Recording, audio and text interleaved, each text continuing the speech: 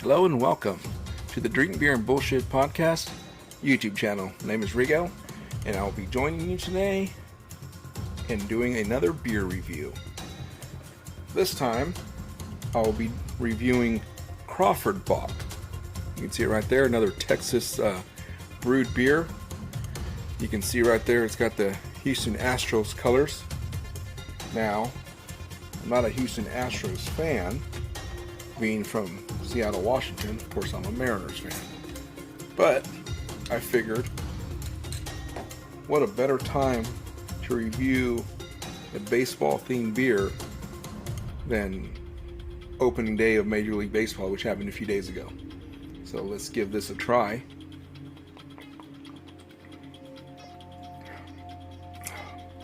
That's good and crisp.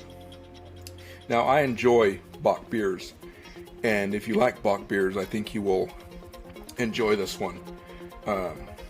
If you're not familiar with Bock beers, Bock style beers are they're a little bit stronger, a little bit robust malt flavored. So this is well executed. So again, if you like if you like Bock style beers, I think you'll enjoy this one. Good daily drinker. Gets me thinking. You know, Major League Baseball, like I said, just started. You know, the boys of summer, and it reminds me, or brings to memory, one of the few times the Seattle Mariners were good. The 1995 Mariners. Now, if you're not a baseball fan, or even if you are, you might not be familiar with the Mariners. I mean, they've been around since '77, so in '95 they hadn't been around all that long, and they had never made the playoffs. It was always they always had really good offensive teams, a lot of home runs. Obviously, they were known for Ken Griffey Jr. being there, but Jay Buhner hit a lot of home runs. Edgar Martinez hit a lot of home runs, and they usually had one pitcher, Randy Johnson.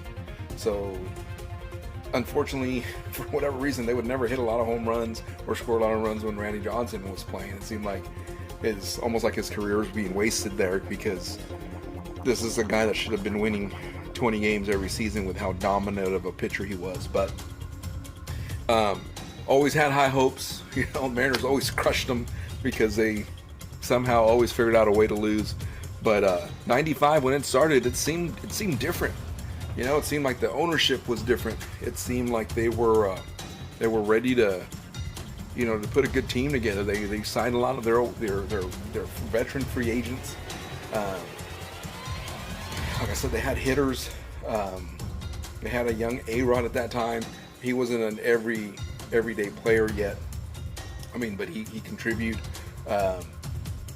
And they started off unlike any other Mariner team before. They usually started slow, unlike those teams, and this team started hot, and they maintained it. They maintained it for a while. They stayed in first place there, and, you know, giving everybody hope, and making, you know, Ken Griffey Jr., the kid, making spectacular plays like he always did. Had the prettiest swing of any player that I've seen. I mean, he was considered, or a lot of people considered him was going to be one of the all-time greats, and he was the best player in baseball at that time. Randy Johnson arguably could have been considered the best pitcher in baseball. Both on the same team, and now everybody was contributing. They started off hot, just uncharacteristically Mariner baseball. They were hot, and they were in first in the AL West, and everybody was believing. And then Mariner luck happened, man. Ken Griffey making a spectacular play in center field like he always did, runs into the wall, and he breaks 2 bones in his left wrist, I think it was. And he's out for like 2.5 months. And the Mariners stay competitive, but they start dropping. They get into second place. They drop behind the California Angels. And like I said, they were always a offensive-minded team, but Luke Miller started mixing in different players, putting speed in here, batting averages here, and they turned into a gritty, hard-nosed team that played great defense. Manufactured runs, stringed, singles into doubles, and outs that would have been outs. They would outrun it and hustle and get singles out of it. I mean, they became a really good and fun team to watch the way they played, and they stayed in the hunt for a while, but then, like I said, Griffey's out for 2.5 months, and they only maintained that for a little bit, and then they start slipping, from second into third. They end up getting like 13 or 17. I think it was just 13 games behind California, which is the Anaheim Angels now, right? The California Angels at the time. And it seems like, typical Mariners are back. But then Griffey comes back. But usually when a player's gone that long, it takes them a little bit to get back. But hell, man, he came back and it was like he never missed a beat. The swing is beautiful as ever, hitting home runs, getting RBIs, and making Ken Griffey type plays. Know that no one else can make out in center field. Stealing base hits, stealing home runs, just balling out. And here they come. They start marching back, and they start winning in spectacular fashion. It seemed like this team it couldn't lose, no matter what deficit they were behind. They would somehow figure out a way to win, and they start, that refuse to lose becomes their battle cry, one of their mantras. That and they played in the Kingdom. So if you're new to baseball or even to the Seahawks, you might not know what the Kingdom was, but the Kingdom was one of the very first domes ever. It looked horrible. It was like a pile of concrete, but that thing was loud. And now that the team was streaking, it gets even louder. More fans are being packed in there. The Seahawks have the 12th man.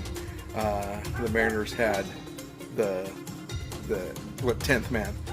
It was just an insane atmosphere to be around when that team was streaking. It was fun to watch. It was even just listening on the radio. It was infectious. It was a great time, and they come storming back.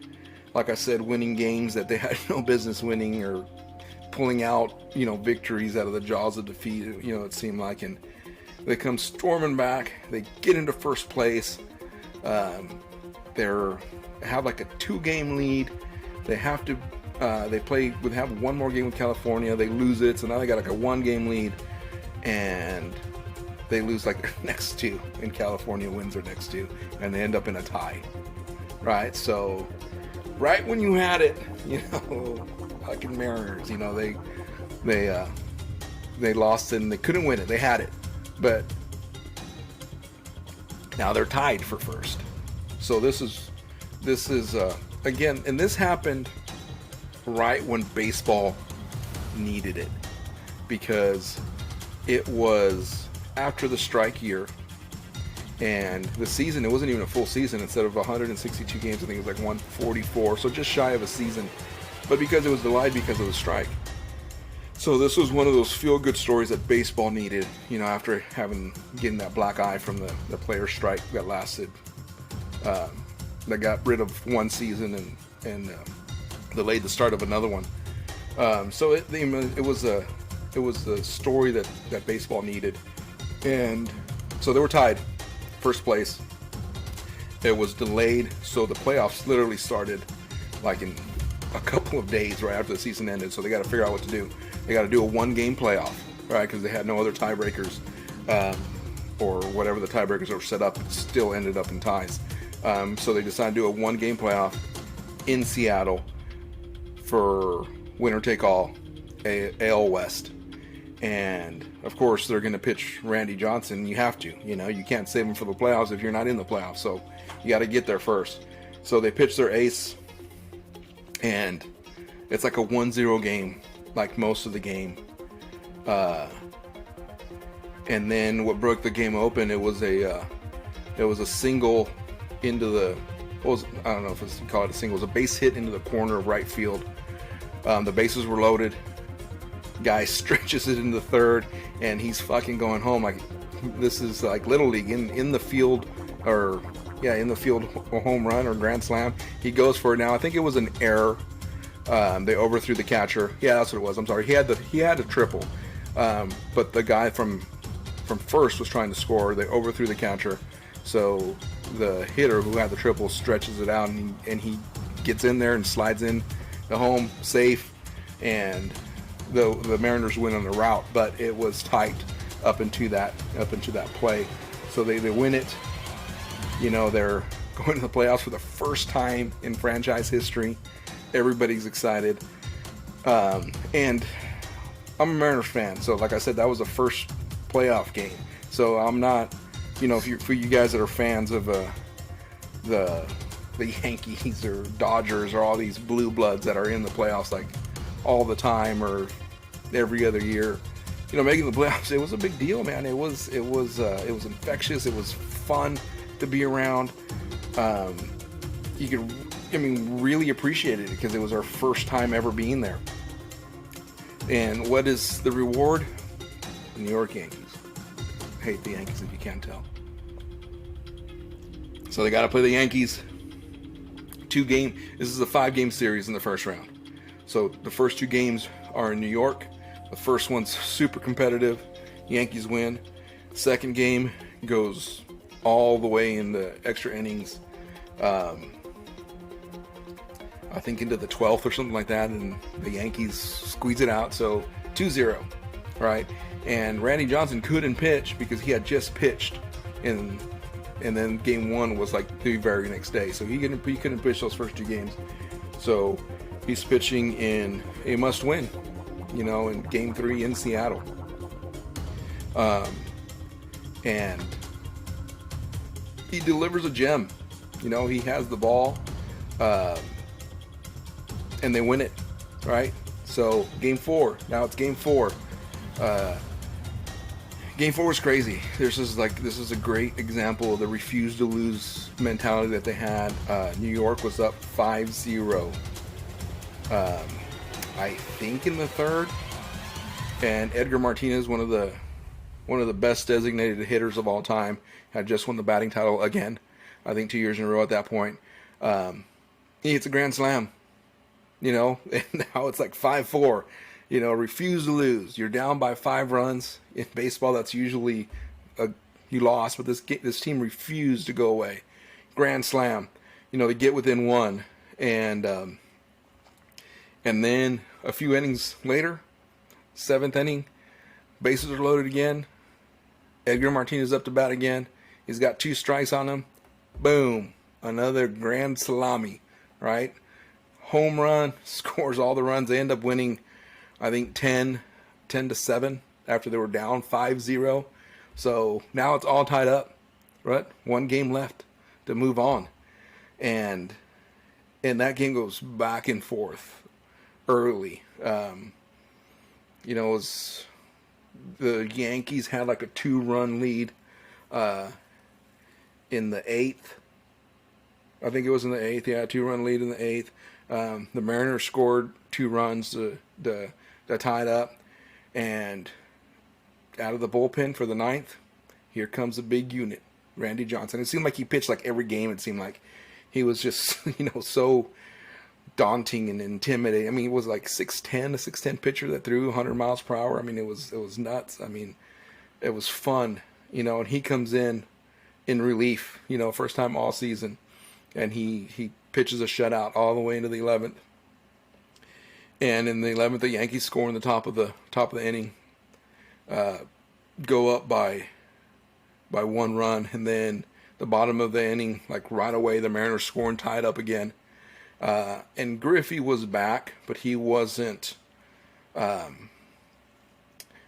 He was, now don't get me wrong, he was playing great, but he wasn't the fast Griffey that was before. I mean, when he came back, he was a little overweight. He had already lost some weight by this time, but he wasn't like the typical chiseled Griffey that he was. And he's on first base. And and then they hit a single or a base hit out into the outfield. And even though he wasn't at his greatest or 100%, he was on his horse, and he is round second. You know, he's rounding third. The throw's coming in from left field, in the home, and Griffey slides in there and scores and wins that ball game. You know, in extra innings. It was just spectacular to be a part of, to living in Washington at that time. And like I said, it was just everybody. It was infectious. Everybody was watching. Everybody was either listening on the radio if they couldn't see it on TV. The stadium was sold out. It was just fun. You know, it would seem like it was a team of destiny. No matter what they had to overcome, they overcame. You know, it was just awesome to be around. Unfortunately, in the next round, you know, it's the Cleveland Indians, who at that time were the all-out favorite to win the World Series. And, you know, it was Mariners scrapped, and they stretched that series into 6 games, and it was a tight series too, but they ended up losing. But man, what a team, you know, that was. And it was fun to be around. So, to the 95 Mariners. Sorry that my beer review turned into a stroll down memory lane, but sorry, you know, I'm the one doing the video and you're watching it, so I get to talk about what I want to talk about. But good times, man, good times. But I do have some news. This Thursday, April 8th, once you thought that all the cameras had stopped rolling and episode 1 had wrapped, the cameras continue to roll, and we had some great laughs and some great content to talk about, and we decided to release that as a after hours party episode. So that will be dropping April 8th, the episode 1 after party show. So tune in. It's great fun, a little less structured, and it's just 5 guys having a conversation and, you know, drinking beer and liquor, you know. So tune in for that. Also, I've had people asking, you know, what's next. So I'm here to announce that the following week, April 16th, Thursday, episode 2 of Drink Beer and Bullshit podcast will be dropping. Now the title is Monsters, Myth, Legends, and Folklore. So if you're a fan of hearing those creepy, ghoulish type stories, tune in. It will be fun. And we will see you then. Cheers.